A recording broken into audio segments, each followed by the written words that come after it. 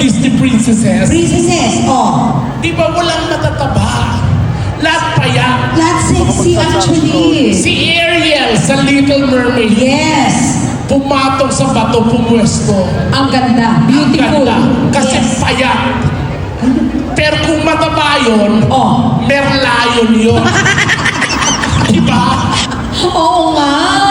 Sino yung nakaiwan ng sapatos ng kristal? Cinderella. Si Cinderella. Yes. Naiwan yung crystal shoes. Tama. Pinahanap ng prinsipe. Tama. Kasi payat, sexy, maganda. Yes. Naiwan crystal shoes. Kung mataba yun, Oh.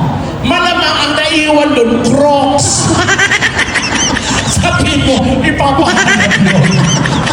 Diba? Si Sleeping Beauty, Si Sleeping Beauty, tama. 100 years tulog. Tulog. Dumaan yung prinsipe. Yes, si Prince Charming. Hinalikan, Oh. nagising. Yes, Kasi payat, maganda. Oh, kaya hinalikan. Oo. Okay. Sa tingin mo, kung mataba yun, Oh. hahalikan yun? Hindi. Kasi kung mataba yun, humihilik yun. Hirap maging mata.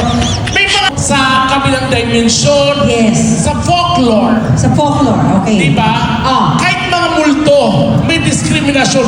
Walang matabang multo. Pero, Di ba? Kasi yung multo, di ba? Walang mataba. Correct. Walang matabang manananggal. Wala nga. Bakit nga ba? Kasi kung mataba yun, hot air balloon yun. Di ba? Walang matabang aswang. Parang wala. Tama na. Laging hindi pwede sa matataba kasi may weight limit. Totoo. Ako tinry ko minsan zipline.